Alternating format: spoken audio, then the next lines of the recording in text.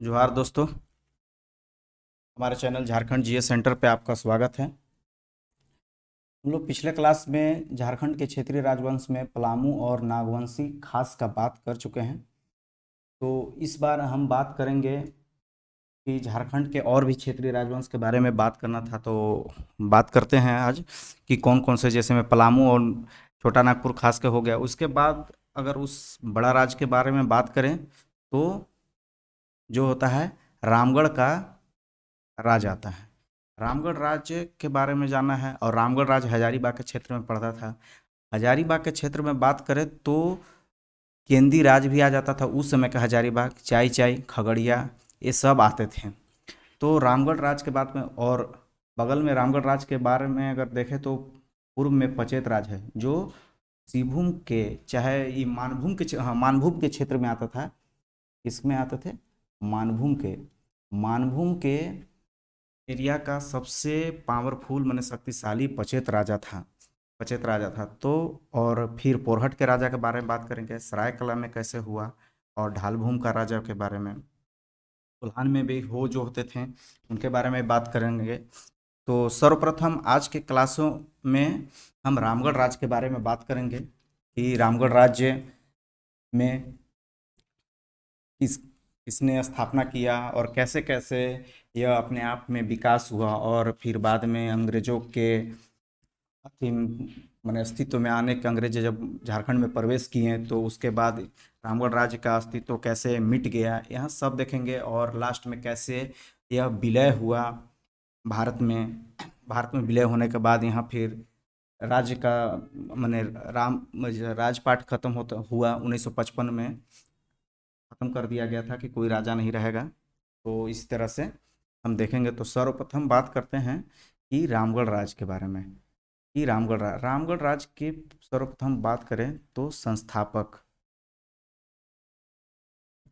संस्थापक संस्थापक कौन थे? तो संस्थापक इनका थे बाघदेव सिंह। संस्थापक कौन थे? बाघदेव सिंह। और उनके एक भाई थे, वो भी इस भाई में बहुत उनको सहमति की। इनका एक भाई थे, इनका एक भाई का नाम क्या था? सिंह देव सिंह। सिंह देव सिंह। इन दोनों ने मिलकर रामगढ़ राज्य को स्थापना किया। ये पहले दोनों भाई जो थे नागवंशियों के सामंत थे।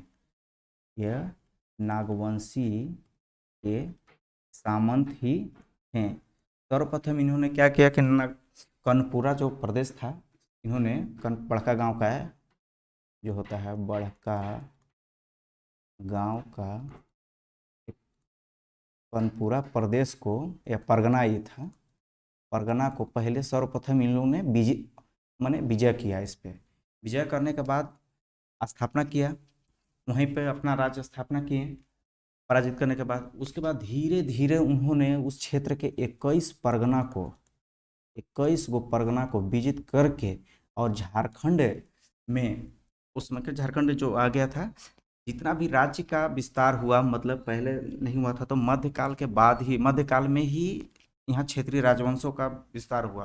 पहले पूरा क्षेत्रीय, इस क्षेत्र में सिर्फ नागवंशी हो रहते थे। उसके बाद धीरे धीरे धीरे धीरे वो सब अपने अपना क्षेत्र में अपना राज्य स्थापित किए। तो जब राजधानी की बात आता है, तो जब 21 परगना हो गया तो एक राजधानी भी होना चाहिए कि कहाँ से शासन को चलाया जाए। तो राजधानी सर्वप्रथम सीसिया को बनाया गया। ये रामगढ़ राज्य का पहला राजधानी, इसको पूछ भी सकता है आपको कि रामगढ़ राज्य का पहला राजधानी कौन था? तो सीसिया था, यह प्रथम राजधानी था। इसके बाद हर राजा ने बहुत से परिवर्तन किए। इनमें 6 आपको अथी मिलेंगे कि 6 राजधानी बनाया गया रामगढ़ राज्य में, आपको बताया जाएगा। जैसे में सीसिया हुआ, सीसिया के बाद उर्दा हुआ। और सीसिया किसने बनाया? तो बागदेव सिंह ने। बागदेव सिंह ने ही फिर इसका एक परिवर्तन किया, उर्दा में। उर्दा में राजधानी फिर बनवाई, सेकेंड राजधानी इसका हो गया। द्वितीय राजधानी द्वितीय राजधानी कौन? उर्दा में। ये भी किसने बनवाया? तो बागदेव सिंह ने ही बनाया। बागदेव सिंह ने ही बनवाया था। आपको इतना देख जानकारी हो गया। इस शिक्षा में राजधानी बनाया गया, बागदेव सिंह ने बनाया। बागदेव सिंह का भाई जो थे उनका कौन थे, सीधे सिंह, ये आपको याद रखना है। इनके बाद दूसरे राजा हुए हेमंत सिंह। इसके बाद बागदेव सिंह के बाद यहाँ अगर बात करें तो इनका एक उत्तराधिकारी हुआ हेमंत सिंह। हेमंत सिंह उत्तराधिकारी बने। देखिए यहाँ पर बहुत से बीच बीच में राजाएं आते हैं, लेकिन उनका पूरा साहित्यिक विवरण नहीं मिलने के कारण हर किसी के बारे में बात नहीं किया जा सकता है। जिसके बारे में इम्पोर्टेंट है और जिसको साहित्य में माने नाम आया है, उन्हीं के बारे में बात किया जाता है। कोई कोई राज कभी कभी कोई उत्तराधिकारी 4 महीना 6 महीना के लिए आते हैं, तो उनके बारे में बात करने के कोई स्वभाव से कोई काम नहीं आएगा। इसलिए जो इम्पोर्टेंट है उन्हीं के बारे में बताया जाएगा, एग्जाम पर्पस से होता है। हेमंत सिंह का नाम आया, तो हेमंत सिंह ने रामगढ़ राज्य में एक महत्वपूर्ण कार्य इनका के वजह से नाम याद रखा जाएगा कि उर्दा जब राजधानी थी तो इन्होंने परिवर्तन कर दिया, परिवर्तन करके बादाम कर दिया, परिवर्तन करके बादाम में राजधानी अपना बना दिया। एक क्या राजधानी हो गया, तृतीय राजधानी हो गया, तृतीय राजधानी बनाया। हेमंत सिंह के बारे में आपको इतना ही याद रखना है। हेमंत सिंह के बाद जो आता है, हेमंत सिंह का एक देख लीजिएगा कि कहाँ से कहाँ के राज के हैं, तो 1604 से लेके 61 तक ले ये लंबा राजपाट किए हैं। लेकिन इनका कुछ और भी इनके काल में ज़्यादा विस्तार नहीं हुआ, कोई आक्रमण उतना वैसा नहीं हुआ। इसलिए फिर इनका उत्तराधिकारी आते हैं दलेल सिंह। दलेल सिंह रामगढ़ राज का सबसे शक्तिशाली और इनके बारे में कह सकते हैं कि चरमों उत्कर्ष माने इनके काल में रामगढ़ राज का बहुत विस्तार हुआ, उत्कर्ष हुआ, माने बहुत ज़्यादा माने फले फूले हुए। इनका अगर कार्यकाल की बात किया जाए तो 1667 से 1724 के बीच में। आप यहाँ देखेंगे कि हेमंत सिंह के 1661 के बाद 1667, तो बीच बीच में कोई आए राजा, लेकिन उनका कोई महत्व नहीं रहा। और दलेल सिंह अगर मुगल कालीन में बात करें तो उस समय मुगल का राजा कौन था, तो मुगल का राजा था औरंगजेब। औरंगजेब के समकालीन थे, औरंगजेब के समकालीन थे। इन्होंने दूसरी एक महत्वपूर्ण काम इन्होंने भी किया, इनके बारे में भी ये बात आएगा। इन्होंने भी राजधानी परिवर्तन किए। जैसे पहले बादाम था, बादाम में राजधानी किसने बनाया, तो हेमंत बनाया, हेमंत बनाए। और इन्होंने फिर से राजधानी को परिवर्तन किए और रामगढ़ ले गए, रामगढ़ ले गए। रामगढ़ ले जाने के बाद राजधानी स्थापित हुआ और वहीं से पूरा रामगढ़ राज्य का संचालन हुआ और यहीं से उत्कर्ष हुआ। रामगढ़ राज्य का एकदम पूरा फला फूला और बहुत इनके काल में उन्नति किया। अब यहाँ देखते हैं इनके महत्वपूर्ण काम कि 1719 में क्या ये हुआ, तो 1719 में एक नागवंशियों के खिलाफ चेरो राजा रंजीत सिंह को सहायता किए थे, नागवंशियों के खिलाफ, क्योंकि नागवंशियों से इनका हमेशा माने बनता नहीं था, हमेशा छुटपुट लड़ाइयाँ होते रहती थी। तो जब रंजीत सिंह जो पलामू के चेरो राजा थे, जब नागवंशी पर आक्रमण किए तो उस समय इन्होंने मदद किए थे दलेल सिंह, किसको, रंजीत सिंह को सहायता किया। अब इसी समय रामगढ़ राज्य का सर्वाधिक उत्कर्ष हुआ, इसी कारण हुआ। फिर एक 1718 में की भी बात किया जाए तो दलेल सिंह जो होते थे 6 राजा, वो 6 राज्य जो था, हजारीबाग में आप देखेंगे तो 3-4 राज्य 6 राज्य आते हैं, 6 राज्य आएंगे हजारीबाग में। उसमें आपको कुंडा है, खड़गडी है, 6 है, केंदी है, रामगढ़ है, और रामगढ़ सबसे बड़ा था। तो 6 राज्य को उन्होंने कब्जा कर लिया। कैसे कब्जा कर लिया, तो वहाँ का एक राजा थे मगर सिंह। 6 राजा का राजा कौन था, राजा थे मगर सिंह। इनकी हत्या करके और 6 राज्य को अपने रामगढ़ राज्य में मिला लिया। लेकिन फिर से जब 1724 आता है तो 1724 में मगर सिंह का पुत्र था रणभस्त खां, रणभस्त, हाँ ये आपको दिखेगा। इन्होंने फिर से 6 राज्य को छीन लिया और अपने राज्य में स्थापित कर दिया, पुनः पराजित कर दिया। और 1724 में ही दलेल सिंह का मृत्यु हो जाता है। 1724 में दलेल सिंह का मृत्यु हो जाता है, दलेल सिंह का मृत्यु हो जाता है। मृत्यु हो जाता है। जब दलेल सिंह का मृत्यु होता है तो 1724 में ही फिर दूसरा राजा आते हैं, उनका नाम था विष्णु सिंह। विष्णु सिंह, एक मिनट।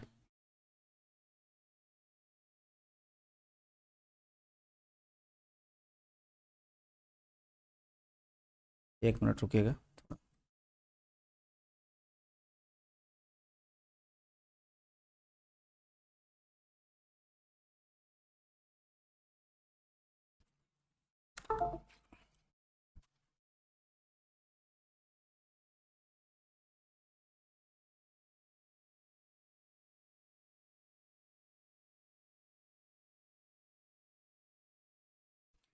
फिर दलेल सिंह के बाद चलते हैं, फिर से स्टार्ट करते हैं, थोड़ा प्रॉब्लम हो गया था। तो दलेल सिंह का उत्तराधिकारी कौन हुआ? दलेल सिंह का उत्तराधिकारी कौन हुआ? विष्णु सिंह। विष्णु सिंह, इन्होंने पुनः छह राज्य जो था, छह राज्य जो था उसको पुनः फिर से अधिकार कर लिए और रामगढ़ राज्य में मिला लिए। और मिलाने के बाद बंगाल के जो नवाब को इन्होंने कर देना भी बंद कर दिया था। बंगाल के नवाब जो था उन्हें कर भी देना बंद कर दिया और छह राज्य को अपने में मिला लिया था। इसी कारण 1740 में, पता है कि 1740 में उस समय नवाब कौन था बंगाल का? अलीवर्दी खां ने हिदायत अली को खां को भेजा था कि जाओ और तुम रामगढ़ राज्य पर आक्रमण किए। तो हिदायत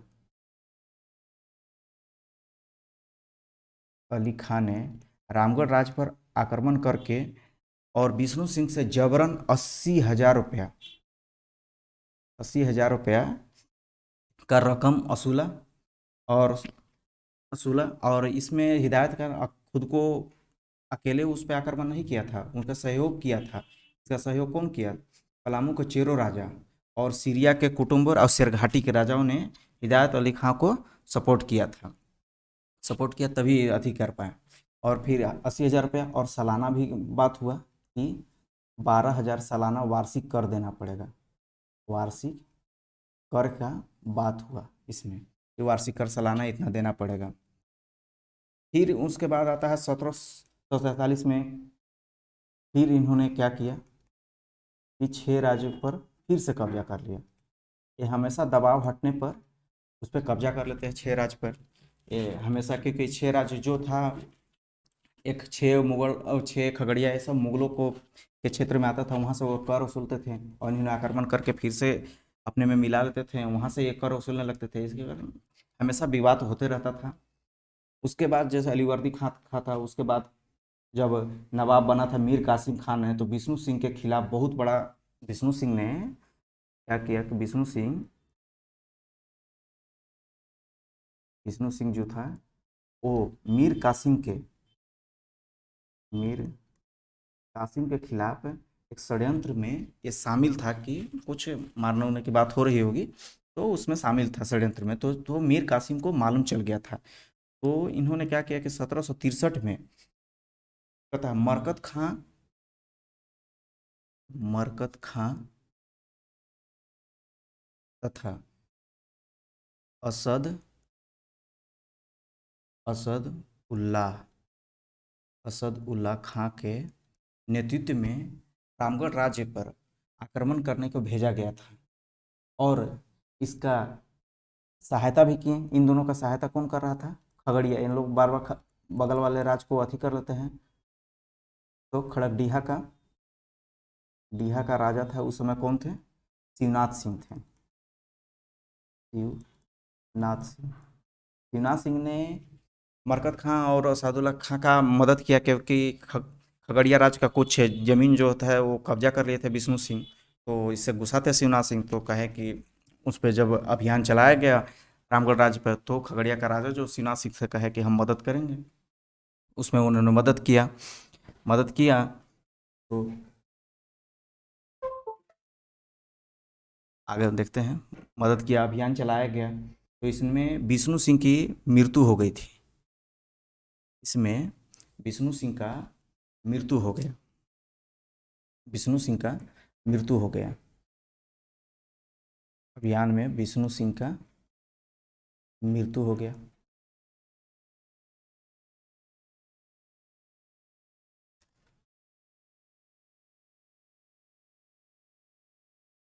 अभियान में विष्णु सिंह का मृत्यु होता है। उनके मृत्यु होने के बाद इनका जो अगला उत्तराधिकारी बनते हैं वो मुकुंद सिंह बनते हैं। मुकुंद सिंह उत्तराधिकारी बनते हैं। मुकुंद सिंह कौन, कोई और नहीं, विष्णु सिंह का भाई ही रहते हैं, उत्तराधिकारी बनता है। ये 6 राज्य को फिर से अपने राज्य में मिला लेते हैं। हमेशा ही 6 राज्य का ही बात चलता है और अंग्रेज का अधीनता स्वीकार नहीं करते हैं। मुकुंद सिंह अंग्रेज का बहुत बड़ा विरोधी रहते हैं और अंग्रेज का अधीनता स्वीकार नहीं करते हैं। जब कैमक जैकब कैमक जो पलामू का अभियान चला रहा था तो उस समय मुकुंद सिंह भी क्या किए कि केरो राजा की सहायता किए थे, केरो राजा की सहायता की है। फिर क्या हुआ कि अंग्रेजी दूत जो था मुकुंद सिंह के, जब राज्य में अंग्रेजी दूत आया था अधीनता स्वीकार कराने के लिए, तो उनका हत्या कर दिया। और इन्होंने क्या किया कि फ्रांसीसियों को अपने राज्य से होकर जाने का मार्ग भी दिए थे। इसलिए अंग्रेज हमेशा गुस्सा रहे इनसे, मुकुंद सिंह से। तो हत्या करने के बाद भी अंग्रेज ने एक प्रस्ताव भेजा और प्रस्ताव भेजने वाले थे जॉन कार्टियर। जॉन कार्टियर ने मुकुंद सिंह को प्रस्ताव भेजा कि आप राजा बने रहें और हमें 20,000 रुपया वार्षिक कर के रूप में आप दें।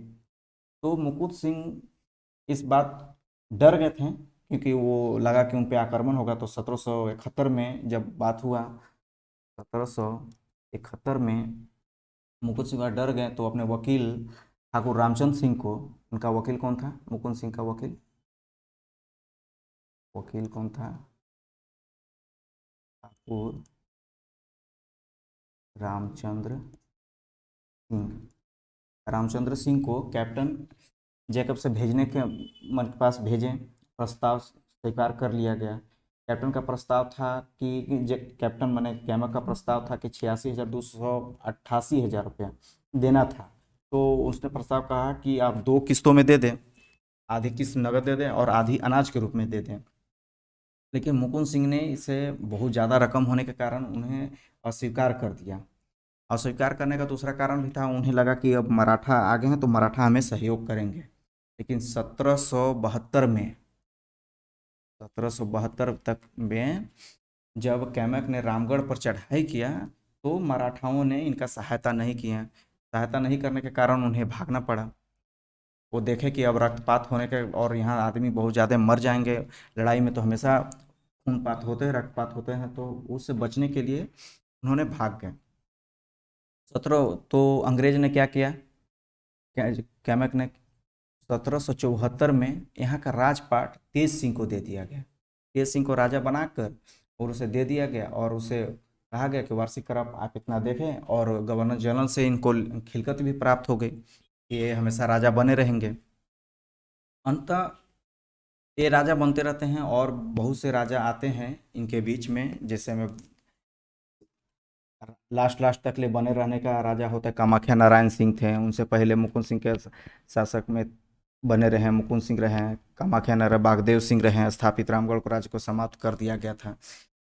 तो 1937 में सबसे लास्ट शासक बोल सकते हैं तो कामाख्या नारायण सिंह थे।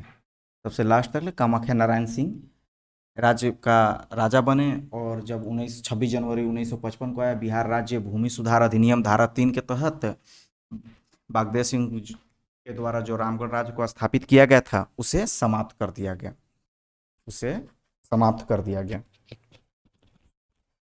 इस तरह से रामगढ़ राज्य का अस्तित्व खत्म हुआ। और हम इसमें मेन पॉइंट एक और चीज़ देख सकते हैं कि हम बताए थे कि बदा वहाँ दलेल सिंह रामगढ़ ले गए। दलेल सिंह के बाद जब ये तेज सिंह बने थे 1700 इतना में, तेज सिंह को बनाया गया जाता। तेज सिंह को जब राजा बनाया गया तो इन्होंने भी क्या किया कि रामगढ़ राज से इचाक ले चले गए, राजधानी को इचाक ले गए। थोड़ा सा भौगोलिक परिस्थिति खराब थी रामगढ़ को, वहाँ आक्रमण हो जाते थे। तो भौगोलिक परिस्थिति को अच्छा मैंने बनाने के लिए कि कोई आक्रमण ना करे तो तेज सिंह ने इचाक ले गया। लेकिन ब्रह्मदेव नारायण सिंह थे, फिर बने थे कामाख्या नारायण से पहले ब्रह्मदेव नारायण सिंह बने, तो है ब्रह्म देव नारायण सिंह बने, तो इचाक से इन्होंने पद्मा लेके चले गए, पद्मा ले गए। तो इसी तरह से बनते रह गए। आप इस सब चीज़ में देखेंगे कि राजधानी 6 बार चेंज हुआ, 6 बार चेंज हुआ। बागदेव सिंह थे जो 2 बार चेंज किए, सीसिया से उर्दा लाने। फिर हेमंत आए जो उर्दा से बादाम लाने। हेमंत के बाद दलेल सिंह आए जो रामगढ़ लेके आए। दलेल के बाद तेज सिंह आए जो इचाक लेके आए। और तेज सिंह के बाद ब्रह्मा नारायण सिंह जो थे वो पद्मा लेके आए। ये रामगढ़ राज्य का पूरा विवरण हुआ। आपको इसमें मेन क्वेश्चन यही रहेगा, आप याद रखें। तो राजधानी याद रखें, राजधानी याद रखें। एक इसमें दूसरी बात याद रखें कि संस्थापक बागदेव सिंह कौन थे, संस्थापक को याद रखें। तीसरी बात याद रखें कि अंग्रेज ने कब इस पे अधिकार कर लिया, तो मुकुंद सिंह जब राजा थे। और अंग्रेजों ने किन्हें अपना राजा बना दिया, तो तेज सिंह को उन्होंने राजा बनाया। और प्रथम राजधानी कौन थी, सिसिया। लास्ट राजधानी कौन थी, पद्मा। आपको बीच बीच में पूछ सकता है कि हेमंत, हेमंत से जैसे बादाम आता है, एम आ रहा है उसमें भी और म आ रहा है इसमें भी, तो हेमंत ये भी पूछ सकता है। बागदेव सिंह ने 2 बार चेंज किया, दलेल सिंह रामगढ़ के। ये आपको याद रखना बहुत जरूरी है ना। छोटा मोटा राज्य में जैसे मैं बात करेंगे तो छोटा में यहाँ खगड़िया का राज्यभार में बात किए थे, खड़गडीह में बात किए थे, खड़गडीहा का, जो शिवनाथ सिंह ने उनको अंग्रेजों की सहायता किए थे क्योंकि विष्णु सिंह ने अथी लूट लिया था। तो 15वीं सदी में इसका स्थापना हुआ था। इसका सिर्फ संस्थापक का नाम याद रखें, सिर्फ हंस राजदेव, हंस राजदेव ने किया था। अब वर्तमान में खड़गडीहा कहाँ है, तो गिरिडीह में है। तो और फिर एक कुंडा राज जो आ रहा था, कुंडा राज, कुंड राज्य का स्थापना किसने किया, तो कुंड राज का औरंगजेब का एक पदाधिकारी था और बुंदेला का राजपूत था जो इनका नाम था राम सिंह। राम सिंह ने इस पे अथी किया। और छोटे छोटे और भी होंगे। ढालभूम में होता है, ढालभूम का सबसे अच्छा है कि नरबली प्रथा का प्रचलन रहता था और ढालभूम सिंहभूम में था। दूसरे में पचेत का एक बात करेंगे। पचेत में आपको एक ही चीज़ पूछेगा, पचेत राज्य के बारे में एक ही चीज़ पूछता है कि उसका राज चिन्ह कौन था, तो कपिला गाय का पूंछ था। राज चिन्ह क्या था, तो कपिला गाय का पूंछ था। अब ये बहुत शक्तिशाली राजा थे, यहाँ सर्वाधिक शक्तिशाली राजा थे और अपने गौमुखी राजा कहलाते थे। गौमुखी राजा आपको खुद ऐसे मालूम चलेगा, कपिला गाय का पूंछ रखे हुए हैं तो गौमुखी राजा कहलाएंगे ही। अब हम चलते हैं सिंहभूम में। सिंहभूम क्षेत्र में सिंहभूम का सिंह वंश जो थे और जिन्हें पोड़हट का, ये पोड़हट में रहते थे। सिंहभूम में पोड़हट के सिंह वंश का प्रभुत्व रहता था। कहाँ रहते थे इन लोग, पोड़हट में। बाद में इसी को पोरहट बोला जाता था, तो पोड़हट में रहता था। तो इनके बारे में जैसे डब्ल्यू हंटर का एक बुक था, the imperial gazetteer of the India, the imperial gazetteer of India. इसमें सिंहभूम को पोड़हट के सिंह के राजाओं का भूमि कहा गया था, सिंह राजाओं की भूमि कहा गया था। इसमें किस क्या बोला गया था, सिंह राजाओं का भूमि कहा गया था।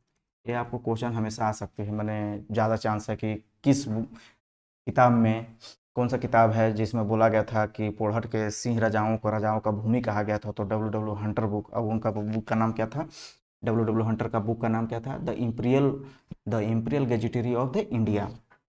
एक आता है फिर से सी वंश का ग्रंथ, इनका एक सी वंश का ग्रंथ था, वंश प्रभा लेखन। वंश प्रभा लेखन, वंश प्रभा लेखन से हम देखेंगे कि इस वंश प्रभा में 2 शाखाओं का, सी वंश की 2 शाखाओं का बात की गई है। एक पहला शाखा है और एक दूसरा शाखा है, दूसरा शाखा। पहला शाखा में बात हम करें तो इसका संस्थापक जो थे वो काशीराम थे। संस्थापक, याद रखिएगा, पहला शाखा का काशीराम सिंह थे। काशीराम सिंह, यही आपको क्वेश्चन आने वाला है कि वंश प्रभा लेखन में किस अथी में, किस बुक में बोला गया कि या किस के लेखन में बोला गया कि सी का दो शाखाएं थे, तो वंश प्रभा लेखन में। और पहला शाखा का संस्थापक कौन थे, तो काशीराम। ये आप कहेंगे कि पहला शाखा का संस्थापक काशीराम थे और दूसरा शाखा का दर्पण नारायण। तो काशीराम ये जो होते हैं 8वीं सदी में, ये सब 8वीं सदी में, 8वीं सदी के आसपास इन्होंने राज्य का स्थापना किया और 13 राजाओं हुए इसमें, 13 राजा हुए, 13 राजा हुए, लेकिन आपको इसको याद नहीं करना है कि कितने राजा हुए। और काशीराम ने ही पोड़हट राज्य का स्थापना किया था। काशीराम ने ही पोड़हट राज्य का स्थापना किया था।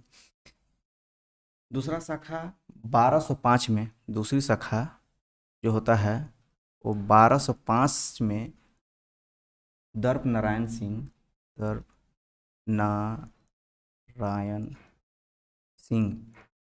नारायण सिंह ने स्थापना किया।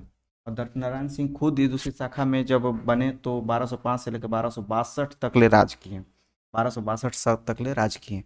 इसके बाद इनका उत्तराधिकारी आता है युधिष्ठिर। युधिष्ठिर आता है, इनके बारे में कोई जानकारी ज़्यादा नहीं है। फिर काशीराम सिंह आते हैं, फिर से काशीराम सिंह, उसका काशीराम सिंह वो अलग हैं और ये दूसरी शाखा में काशीराम सिंह ये अलग हैं। इन्होंने क्या किया कि जो पोड़हट राज्य बनाया गया था उसी जगह बनाया गया। 1305 के बाद पहली शाखा खत्म हो गया तो दूसरी शाखा स्टार्ट हुआ, तो पोड़हट राज्य बनाया गया था। तो काशीराम सिंह ने क्या किया कि इसको राजधानी के रूप में स्थापित कर दिए। इन्होंने क्या किया, पोड़हट को राजधानी के रूप में स्थापित कर दिया।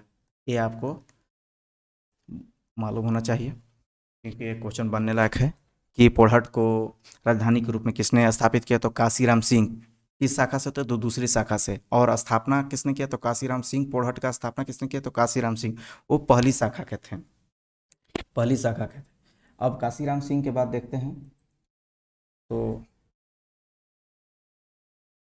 यहाँ देखेंगे कि काशीराम सिंह बने तो इन्होंने पोड़हट राज्य को पोड़हट राज्य का राजधानी के रूप में स्थापित किए। फिर अच्युत सिंह आए, इनका उत्तराधिकारी जो बने वो अच्युत सिंह बने।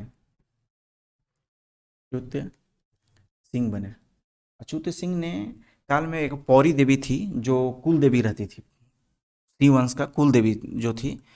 ये पौरी देवी को प्राण प्रतिष्ठा कराया गया, पौरी देवी को प्राण प्रतिष्ठा कराया गया। आपको ये हमेशा क्वेश्चन आएगा कि पौरी देवी का प्राण प्रतिष्ठा किसने किया, तो अच्युत सिंह ने कराया था।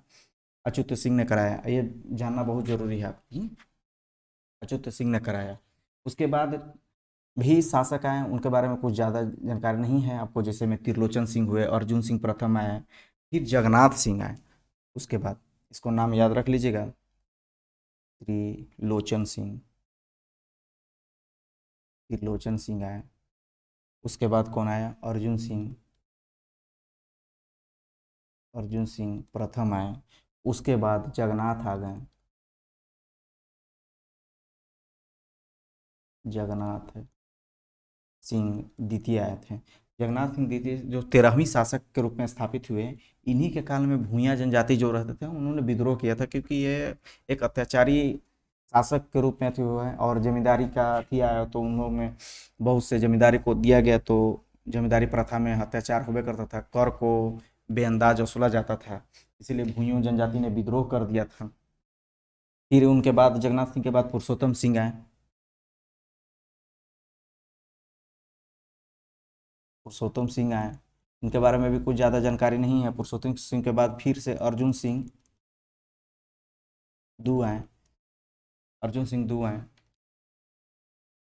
अर्जुन सिंह दू ने अपने इनका एक काम किए कि अर्जुन सिंह दू ने अपने चाचा, इनका एक थे चाचा थे विक्रम सिंह को 12 को गांव दिए का जागीर दिए, 12 गांव को जागीर दिए थे उन्होंने। और 12 गांव को जागीर दिए जिसे शिवभूम का पीर कहा जाता था। ये जो 12 गांव को जागीर दिए थे इनको, 12 गांव का एक जागीर बनाए थे, तो ये सिंहभूम का पीर कहा जाता था। लास्ट में पीर का, एक पीर में 10 से 12 गांव होते थे। ये अभी जब बाद में अथी पढ़ेंगे शासन व्यवस्था में, तो उसमें देखेंगे कि एक पीर में कितने गांव होते, तो 12 गांव होते थे। तो इसे इसीलिए सिंहभूम का पीर कहा जाता था।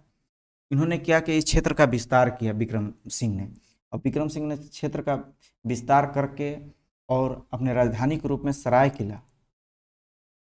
किला को राजधानी के रूप में स्थापित कर दिए। अब यही बाद में सराय किला जाके राजधानी के रूप में परिवर्तित हो गए। अर्जुन सिंह, विक्रम सिंह को बारे में डिटेल से बाद में पढ़ा जाएगा। फिर अच्युत अर्जुन सिंह के बाद जो उनका उत्तराधिकारी आया, फिर अमर सिंह आए। कोई इनके बारे में भी अथी नहीं है। फिर जगन्नाथ है, फिर से जगन्नाथ सिंह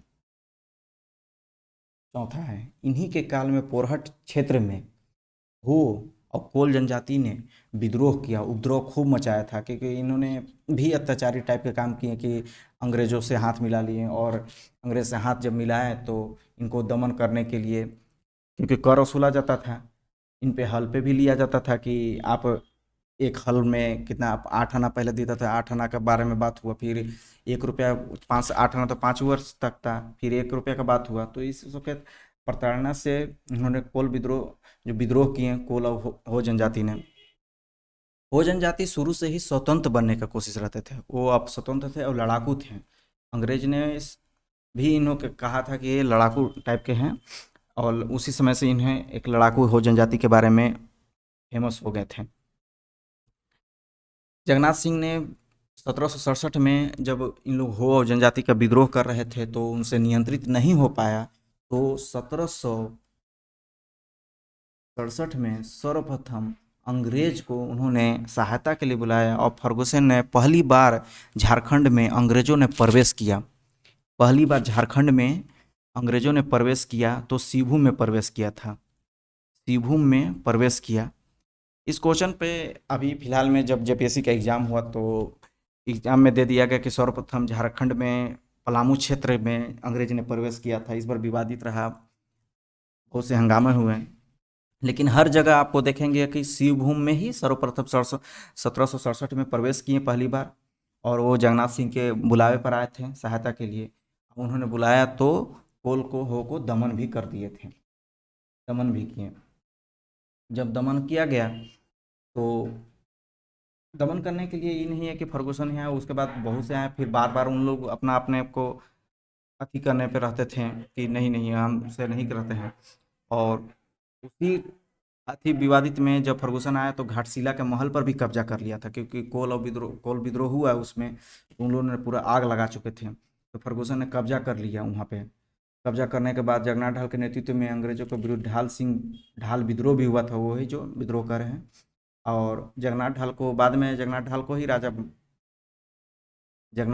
राजा बनाया गया था, और 5500 रुपया कर पे अथी हुआ था, बात हुआ। फिर अगर हम बात करते हैं, यहाँ पे बुलाया गया इस क्षेत्र में शिव वंश में, एक मिनट, शिव वंश क्षेत्र में 3 वंश उस समय तक ले 3 राज्य स्थापित हो गए थे। जैसे में ढालवुम था, ढालवुम यहाँ ढाल शासक रहते थे। पोरहट में तो हम बात कर ही रहे थे, पोरहट में शिव वंश रहते थे, और कोल्हान में रहते थे। पहले क्या हुआ था कि कोल्हान में जो हो शासक थे, वो इन्हीं के पोरहट के समकालीन बनाने की कोशिश किया गया था, उन्हीं पे कर दिया करते थे। ढालवुम में भी तो आपको बताएं कि जगन्नाथ ढाल के जब थे वहाँ राजा, तो उनके समय विद्रोह हो गया था, और फिर अंग्रेजों की सहायता से वो विद्रोह को दमन कर दिया गया था, और जगन्नाथ ढाल को ही राजा बनने के रह गए थे, और 5500 रुपया वार्षिक कर पे रखा गया था।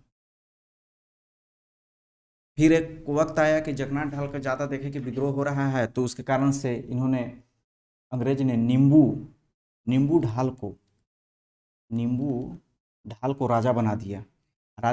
तो 1767 में जगन्नाथ ढाल ने वहाँ के आदिवासियों को लेकर विद्रोह कर दिए, और विद्रोह करने के बाद बहुत विद्रोह ज़्यादा बढ़ने से अंग्रेज परेशान होकर लास्ट में फिर से ढालवुम में पुनः 1767 में फिर से वो जगन्नाथ ढाल को ही राजा घोषित कर दिया। वो 1800 में वार्षिक कर तय हुआ कि 4267 रुपया तय होके कहा कि आप बने रहे और इस पर आप कर देते रहे। ढाल वंश के शासनकाल में नरबलि का प्रचलन और नरबलि का प्रचलन था। ये बहुत ही आपको क्वेश्चन अच्छा बनेगा कि नरबलि के प्रथा का प्रचलन किस में था, तो ढाल भूमि के शासकों में थे, और ढाल भूमि धोबी जाति के थे। कोरहट में बात ही कर रहे थे कि जगन्नाथ सिंह जब बने तो उस समय वहाँ कोल विद्रोह हुआ, तो उस समय भी उन्होंने बुला लिया अंग्रेज को। 1767 में सर्वप्रथम अंग्रेजों का प्रवेश सिंहभूम में हुआ। एक क्वेश्चन सर्वप्रथम याद करने लायक है, क्योंकि ये क्वेश्चन हमेशा हर एग्जाम में आता है कि अंग्रेजों ने सर्वप्रथम कहाँ प्रवेश किया, तो सिंहभूम में। और कब प्रवेश किया, तो 1767 में प्रवेश किया था। ये आपको याद रखना है। कोल्हान, कोल्हान की बात करें तो कोल्हान में सरायकला राज्य की स्थापना विक्रम सिंह द्वारा किए गया था। वही कोल्हान एरिया होता था। यहाँ हो जनजाति का देश माना जाता था। हो जनजाति लोग अपना देश मानते थे। कोल्हान हमारा अपना देश है। और मुगलों मराठा का कभी भी अधीनता स्वीकार नहीं किया, क्योंकि वो स्वतंत्रता प्रेमी थे और लड़ाकू स्वभाव के थे। इसीलिए कंपनी काल में उन्हें लड़ाका कोल के नाम से प्रसिद्ध किया गया था। पर भी फिर से जब अंग्रेज तो अपना यहाँ शासन करने आते थे, तो अंग्रेज सबको अपना अधीनता स्वीकार करने के मजबूर करते थे। तो 1820 में जब मेजर रफसेज खुद सेना लेके हो देश में प्रवेश किए और रोरो नदी पर लड़ाई हुआ। रोरो नदी पे लड़ाई हुआ। कौन नदी पे लड़ाई हुआ? रोरो नदी। ये याद रखिएगा कि रोरो नदी पे लड़ाई हुआ। और कौन आया था यहाँ? मेजर रफ सेज। मेजर रफ सेज यहाँ पे 1 महीना तक लड़ाई हुआ रफ सेज और हो लड़ाका के बीच में, या लड़ाका कोल के बीच में। अब अंग्रेज जो होता है इसमें जीत गया। अंग्रेज इसमें जीता। फिर 1821 में कर्नल रिचर्ड ने 1 महीना तक ले फिर से लड़ाई किया। उसके बाद फिर से संधि हुआ। कर्नल रिचर्ड इसमें जीतने के बाद उन लोग क्या किया कि पश्चिमी इलाका में तो फिर से उन लोग अपना लूटपाट मचाते रहते थे। हार गए, लेकिन कुछ एरिया हारे, लेकिन बाद वाले जो कुछ एरिया हारे नहीं है तो उसमें लड़ाई करते रहते थे। इसलिए फिर से 1821 में कर्नल रिचर्ड आया और 1 महीना तक फिर से इसमें लड़ाई चला और फिर उसमें संधि हुआ। तो लास्ट में वो लोग अपने आप को देखे कि हम कमज़ोर पड़ गए, तो संधि किया गया।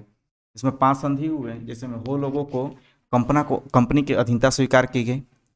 वो लोग कंपनी का अधीनता स्वीकार किया, कंपनी का अधीनता स्वीकार कर लिया गया, अधीनता स्वीकार कर गया। दूसरे में बात किया है तो 5 वर्षों तक 8 आना पैसा, 5 वर्षों तक ले 8 आना, 5 वर्ष तक ले एक हल पे 8 आना। 8 आना उस समय का 50 पैसा अभी का हुआ। उसके बाद जो होता है 5 वर्ष के बाद 16 आना, 16 आना मतलब 1 रुपया पर हल देने का बात हुआ। वो लोगों ने कोल्हान के मार्गों में यात्रियों के लिए खुला एवं सुरक्षित मार्ग रखने का वचन दिया गया था। ये तीसरा था कि वो लोगों को कोल्हान में मार्ग प्रस्तुत करने के लिए एकदम और सुरक्षित देने के लिए। वो जनजाति यहाँ पर सबको बसने देंगे, सभी जनजाति को, और हिंदी और उड़िया को बोलने की स्वतंत्रता भी मैंने पढ़ाया भी जाना चाहिए, मैंने बताया भी जाना चाहिए। ये पे अति नहीं किएंगे।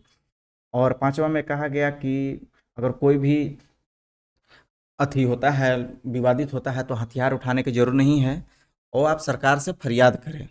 5 ऐसा चीज़ होता था, अथी किया गया। और एक और था कि वो लोग कहे कि पोरहट के सी राजाओं के अधीन रहने को तैयार नहीं हुए, कहा कि नहीं रहे। तो 1831 में वो लोगों ने फिर से कोल विद्रोह कर दिया। तो 1837 में वो लोगों से संधि कंपनी को फिर से होता है। जब 1831 में आप देखेंगे तो कोल विद्रोह 1831 में आपको आगे पढ़ाया जाएगा। कोल विद्रोह हुआ, बहुत भयानक विद्रोह हुआ। इसमें ये अत्याचार होने लगा था, तो इसमें बहुत भयानक विद्रोह हुआ। फिर 1837 में दक्षिण पश्चिम सीमांत एजेंसी बनाया गया था उस समय, और वो लोगों को डायरेक्ट कहा गया कि कंपनी में आप कर दें, आपको पोरहट के राजाओं के अधीन कोई कर देने की जरूरत नहीं है। और दक्षिण पश्चिम सीमांत बनाया गया था उस समय, तो उस समय पोरहट, सरायकेला और खरसवां के शासकों से 23 पीर, एक पीर में आपको बताया था 12 गांव, और मयूरभंज उड़ीसा से भी 4 पीर लेके एक कोल्हान अंचल बनाया गया था। यहाँ आप याद रखिएगा कोल्हान का एक अंचल बनाया गया और इसका हेड क्वार्टर जो रखा गया वो चाईबासा में रखा गया था। कोल्हान अंचल बनाया गया, वो हेड क्वार्टर चाईबासा में रखा गया था। और फिर 1837 में जो होता है हो दसम जितना भी था कंपनी के अधीन में आ गया। एक और बात हो, जब ये इन लोग अधीनता स्वीकार कर लिए तो फिर विद्रोह तो नहीं हुआ।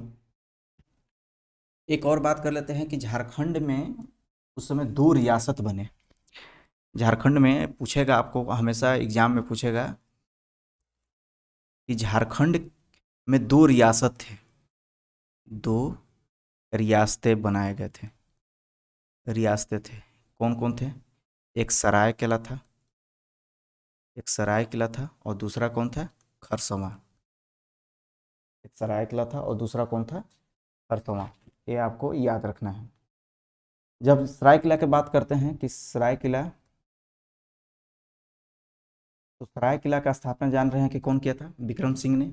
विक्रम सिंह कराया था स्थापना। अर्जुन सिंह द्वितीय का वो चाचा था, तो उनको 10 गांव दे के उसके फिर उसने विक्रम सिंह ने अपने क्षेत्रों को विस्तार किया और सरायकेला को राजधानी बनाया और फिर यही राज्य के रूप में स्थापित हुआ था।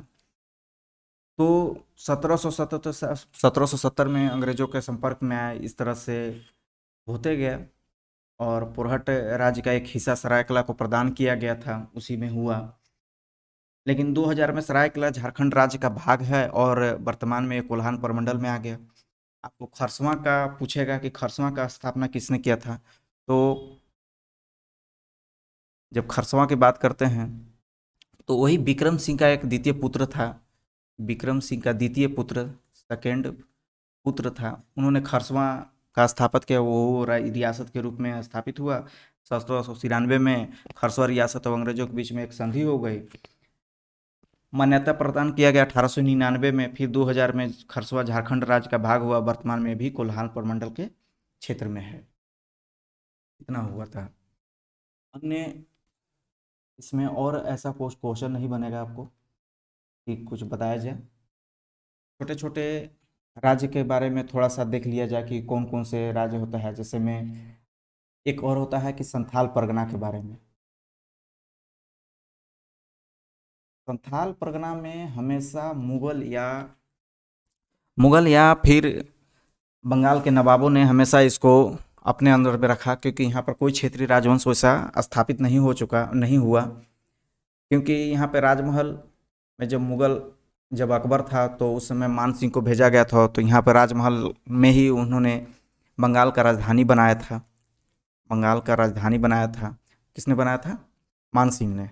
मान सिंह कौन था? अकबर का सेनापति था के रूप में स्थापित था। मान सिंह ने इन्हें बनाया था। और यहाँ पे बाद में चल के टकसाल भी बनाया गया था, एक शाही टकसाल भी बना गया। राजमहल में भी पूछा जाएगा कि झारखंड में कहाँ पे शाही टकसाल था, तो राजमहल में था। शाही टकसाल भी बनाया गया था, टकसाल भी बनाया रहा।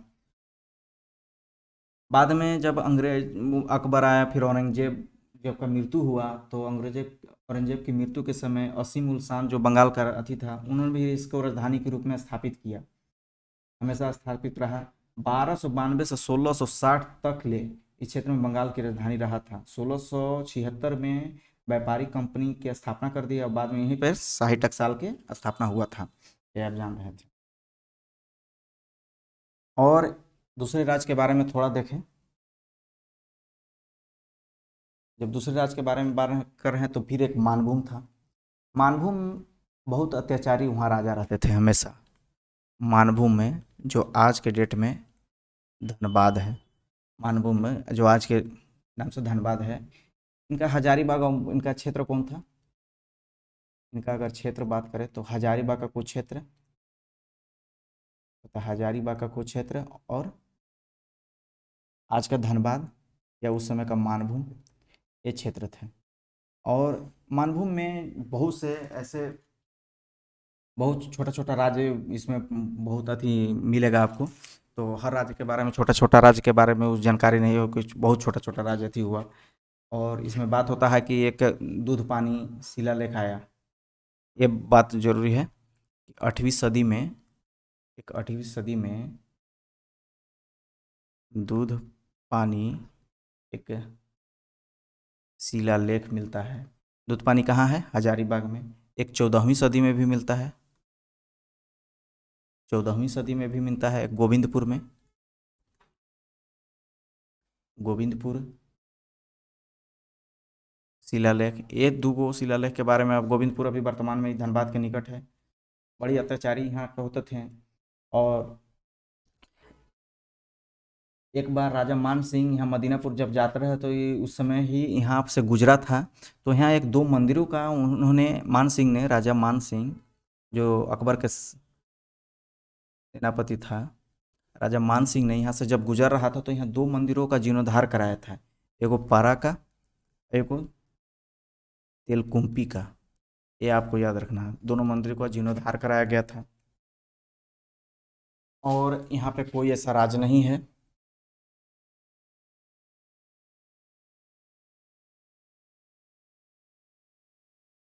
कोई राज्य ऐसा नहीं है सी वंश के बाद। और संथाल परगना में आपको बता दिया गया। और अगर ऐसा कुछ होता है आपको बारे में तो बताया जाएगा।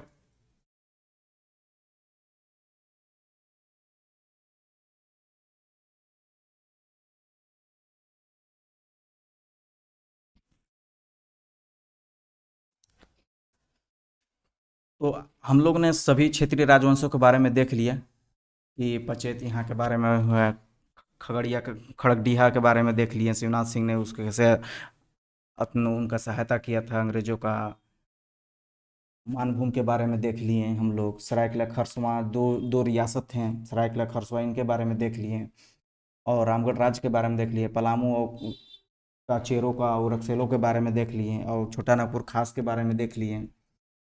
तो इनसे ज़्यादा आपको क्वेश्चन नहीं बनेगा सभी से। अगर मेन क्वेश्चन का बात करे जाए तो क्वेश्चन बनने का है कि संस्थापक संस्थापक कौन था, और फिर राज्य का राजधानी परिवर्तन किसने किया। राज्य का राजधानी परिवर्तन के बारे में आपको देखना है। राज्य का राजधानी परिवर्तन के बारे में देखना है। एक जो था पचेत राज्य के बारे में जो बात होता है कि इसका क्वेश्चन हमेशा आता है कि इसका राज्य चिन्ह क्या था, तो कपिला गाय का पूछे, ये आपको अथी पूछेगा। फिर जैसे मैं संथाल में सिंहभूम में जिस तरह से बात होता था कि सिंहभूम क्षेत्र में कितने राज्य में स्थापित हुए थे, जैसे ढालभूम भी रहा, उसमें पोहड़ रहा और कोल्हान रहा, और कब कब विद्रोह हुआ, ये आपको विद्रोह के बारे में तो पूरा डिटेल से आपको आगे बताया जाएगा। नागवंशियों के बारे में बात करें तो कैसे कैसे इन्होंने अथी किया, कौन नागवंशी के बारे में अगर बात करते हैं तो कौन से राजा हुआ था, तो ऋषा मुंडा ने सर्वप्रथम इसका मुंडाओं का राजा नियुक्त किया था, इसको सुतिया पाहन को। और मुंडाओं का राजा में लास्ट जो था मदरा मुंडा था। मदरा मुंडा ने सर्वसम्मति से अनिमुकुट राय को राजा बना दिया। और उन्होंने इस राज्य पर छोटा नागपुर खास पे मैंने राजपाट स्टार्ट किया। और यहाँ के बारे में जो सो नागपुरी दरवाजा के बारे में जो मेंदिरा ने उठा के वहाँ से लेके चला गया, अपने यहाँ लगाया, वहाँ का भी एक दरवाजा था। तो एक बिहार का सूबेदार उठाकर उसे लेके जाके लगा दिया बिहार में। इस तरह से होगा। और मेन में आपको देखना है कि मंदिरों उंदिरों के बारे में कौन से राजा, जैसे एनीनाथ ने यहाँ 3 मंदिर बनवाए थे। मदन मोहन मंदिर बनवाए, और चुटिया में मंदिर बनवाए, और वहाँ ध्रुवा में मंदिर बनाए, जगन्नाथ मंदिर। ये सब के बारे में आपको डिटेल में बता ही दिया गया है। अगला क्लास आपको विद्रोह के बारे में होगा। अगला क्लास झारखंड का विद्रोह के बारे में होगा। झारखंड का विद्रोह, जहाँ से सर्वाधिक क्वेश्चन बनते हैं। विद्रोह से यहाँ सर्वाधिक क्वेश्चन बनते हैं। सर्वाधिक क्वेश्चन आप देखेंगे तो विद्रोह से बनेंगे। इसके बाद आपको झारखंड राज्य निर्माण के बारे में बताया जाएगा। इसमें फिर बताया जाएगा कि यहाँ कौन से, जब आज़ादी का माने बात चल रही थी तो यहाँ पर कौन कौन से टाना भगतों ने कैसे अथी किया। रामगढ़ अधिवेशन के बारे में पूरा बात होगा, सब चीज़ बात होगा। आपको सीक्वेंस बाय सीक्वेंस बात होगा। आप सिर्फ इस क्लास पे बने रहें, चैनल पे बने रहें, चैनल पे बने रहें। झारखंड, ये हमारे चैनल का नाम है, आप बने रहें और सब्सक्राइब करें, ताकि आपको अगर वीडियो अच्छा लगता है तो आप सब्सक्राइब करें और शेयर भी करें। आपके लिए इतना मेहनत किया जा रहा है, आपको कोई भी झारखंड के हिस्ट्री के बारे में नहीं आपको बताएगा इतना डिटेल से आपको लिख के। वो सब लाइनिंग कर देते हैं, सिर्फ लिखा हुआ रहता है और लाइनिंग कर देंगे आपको। तो आप इस चैनल को सब्सक्राइब करें, हमारे व्हाट्सएप नंबर पर जुड़ें।